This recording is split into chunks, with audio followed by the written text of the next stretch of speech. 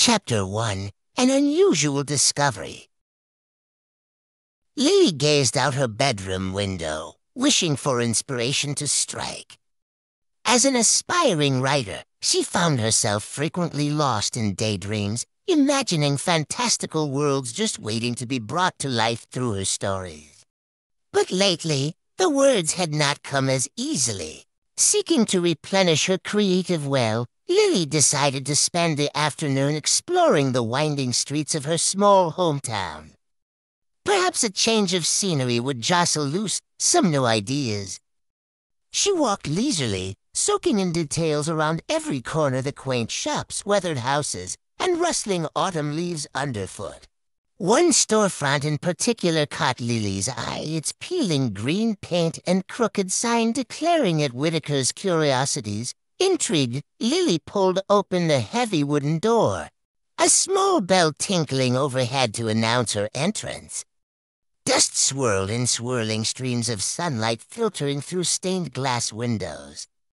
Rows of curios stretched as far as the eye could see, mystical artifacts from every corner of the world, each with its own hidden history. Lily let her fingers trail lightly over polished stones and leather-bound books as she walked the cramped aisles. Something felt magical about this place, as if 1,000 tales lay tucked within its walls, just waiting to be set free onto the page. Pausing before an antique writing set, she admired the ornate detail carved into each ivory-colored quill. But one stole her attention above the rest. Crafted from a smooth black material, it curled with an otherworldly grace. Silver thread traced whirling patterns along its shaft in an unknown language. Lily lifted it gently, surprised by its surprising lightness. As her skin made contact, a tingling sensation raced up her arm like static. She knew at once this quill held a story meant for her alone. Urged by curiosity, Lily took the quill and a small bottle of ink to the front counter. "How much for these?" she asked the wizened shopkeeper. He peered at her through small round spectacles perched on the end of his nose. "An interesting choice. That quill in particular holds more mystery than most. But I think its magic may suit you, dear girl." Magic. Lily wondered at his cryptic words, but chose not to question further, eager to begin experimenting. After exchanging coins for her purchase, she hurried home, laying out fresh sheets of paper with excitement bubbling in her chest. Dipping the quill's tip in ink, Lily closed her eyes and let her hand fly across the page, descriptions pouring from her in a flowing stream. When she finally opened her eyes to review her work, Lily gasped. The pages told of a hidden lost kingdom deep within an enchanted forest, its glory days long forgotten beneath twisting vines and shrouding mists. But what amazed her most were the illustrations, seemingly formed by invisible brushstrokes, landscapes and characters emerging into vivid life from nothing but ink and imagination. She rubbed her eyes, certain it must be a trick. Yet the images remained as real as if she peered through a window into another world. A knock at the door interrupted Lily's bewilderment. "Hey, have you seen the news?" asked her neighbor Finn, bursting into her room without waiting for reply. "Strangest thing, people have been reporting sights of figures in the woods that don't belong. Almost like from a fairy tale." Lily froze, grabbing Finn's arm. "Show me quick." She raced to keep up with him down the street, breaths coming in frantic gasps. Around every corner stood people in clusters, conversing in hushed, urgent tones while gesturing toward the dark line of trees in the distance. And there, barely visible through the thick trunks, Lily glimpsed unmistakable silhouettes like those from her new story, outlined by an ethereal glow. A young maiden with flower-crowed hair, regarding the townspeople with confusion. An armored knight astride a majestic steed, brandishing his sword at unknown threats. Finn stared, mouth agape. Blimey, Lily, what have you gotten us into? Lily had no answer, for she could no longer deny the impossible that with each word she penned, the squirrel brought her creations lurching into reality. Into the enchanted forest.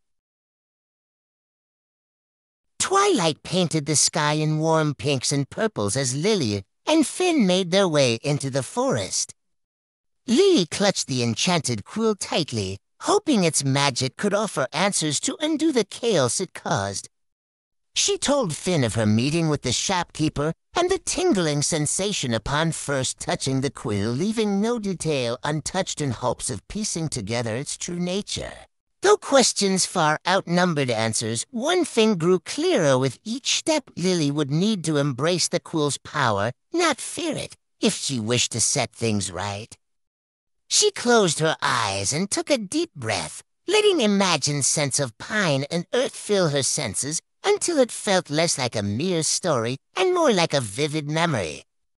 When she opened her eyes again, the forest path lay etched before her in striking detail.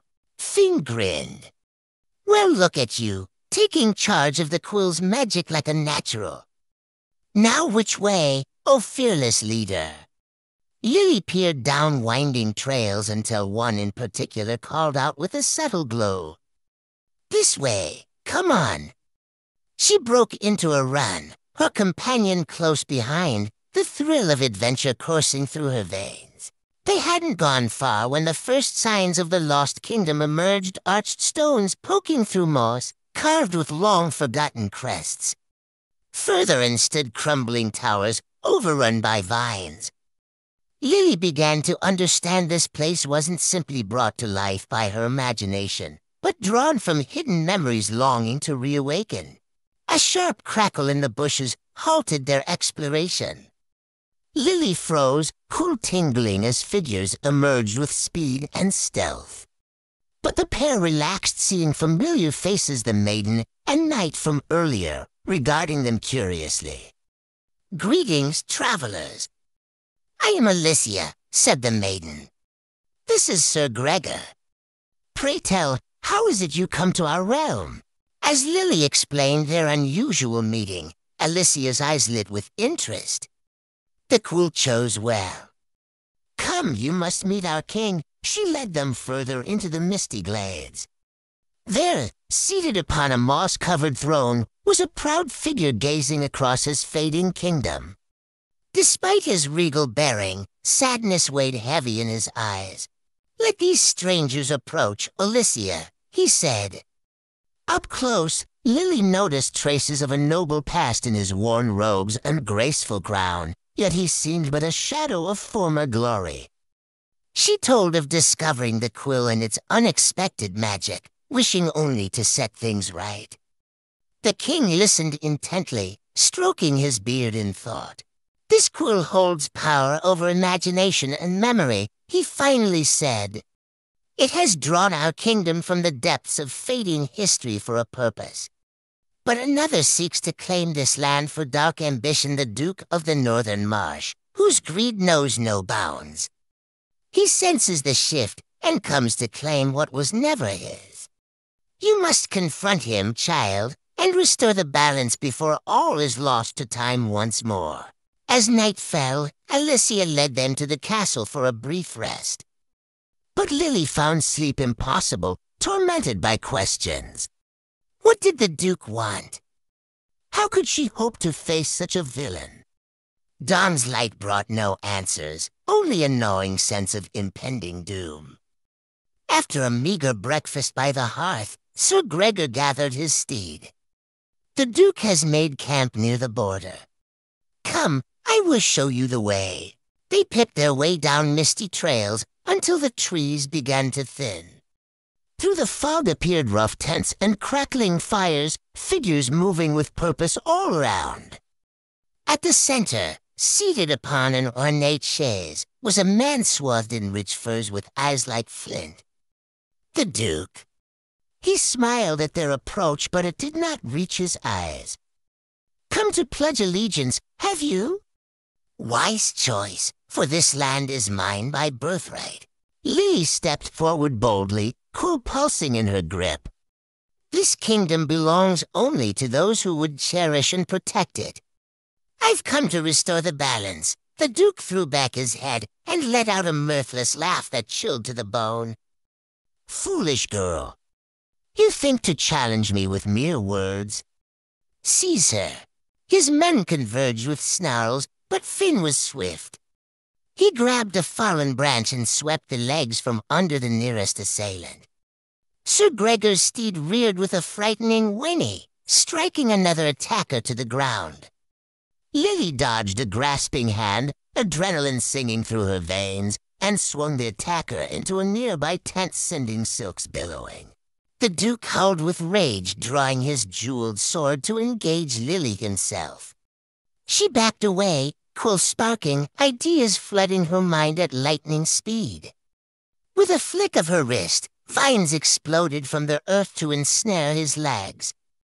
He hacked furiously to free himself as Lily searched for an opening. There she willed the vines to grow, twisting them higher until he was trapped within an engulfing cage of green. His men stopped their attacks, regarding Lily and her companions with no eyes filled with uncertainty and fear. The forest seemed to hold its breath, awaiting her next move. Lily steeled her resolve, knowing this may be her one chance to set things right.